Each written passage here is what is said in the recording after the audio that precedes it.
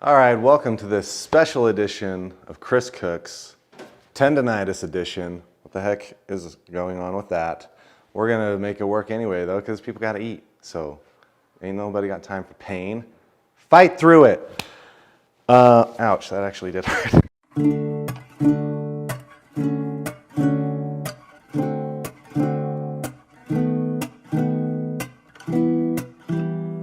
Today, we are going to make my spin on borscht. First of all, the name of it doesn't sound appealing, but even when you learn what it is, it also still doesn't really sound appealing because it's a beet soup. So we're going to get started. The way that I do it, I use beef short ribs as part of my base to flavor the soup, and it turns out so good. This is a meal that feels very, very fancy, and it's born out of kind of a Ukrainian peasant dish. So let's get going on this.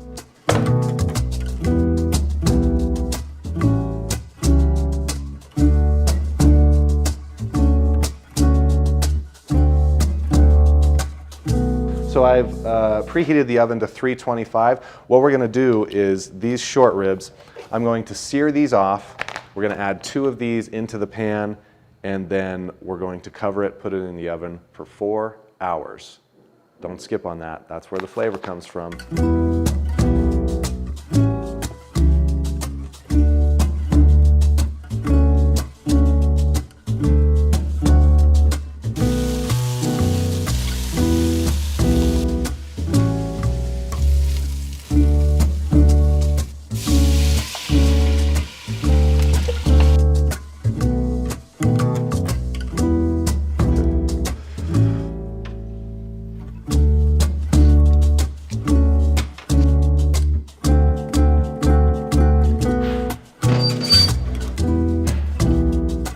That's in the oven, and it's a 4-hour total cook time for the short ribs.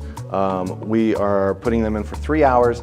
At the 1-hour mark, we'll chop up a bunch of vegetables, add those in, and then back in the oven for 1 more hour. So 3 hours.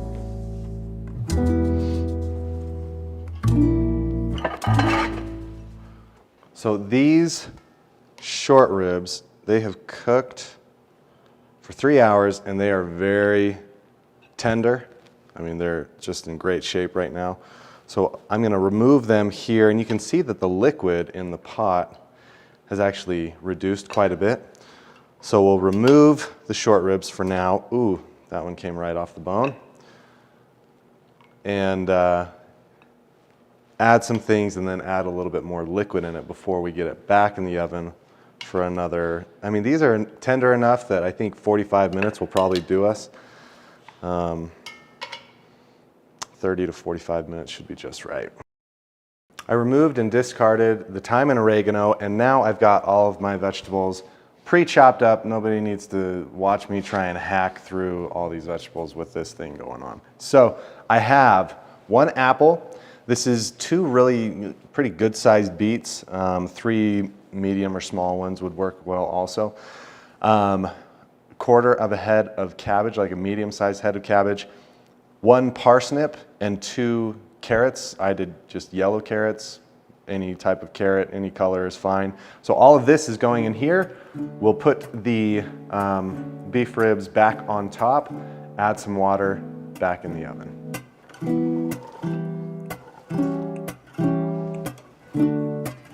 Now you can see on the sides here, this is actually kind of an important part of mine. On the sides of the pan, you have a lot of this fond, really, that has cooked off of the beef as it's been in there, and it's just kind of been steaming and splattering a little bit. It gets all over the sides. You want that to come back into your pot here, and so I'm going to just kind of get it wet. And you can see over on this side, like as it starts coming off, try and get that back in, because that is so much flavor right there.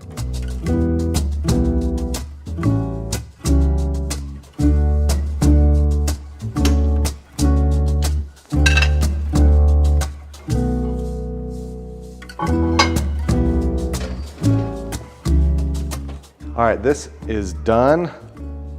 All cooked. Yeah, looks great. Last thing that I'm gonna add in here, 2 tablespoons of red wine vinegar. This is optional, but encouraged. Just makes it a little, just slightly sour, but it's perfect for this application. We just want to give the broth a taste. Really tasty, needs a little bit of salt. So we'll add, we'll say probably 2 teaspoons to a tablespoon more of salt. Give that a little bit of a stir and taste it again. Fresh spoon, don't be getting your spittle in there.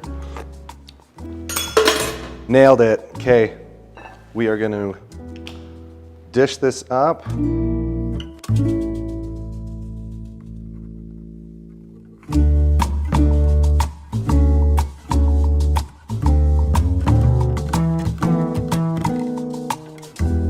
So give it a try even if you're not a beet lover. I really think that you will like this soup.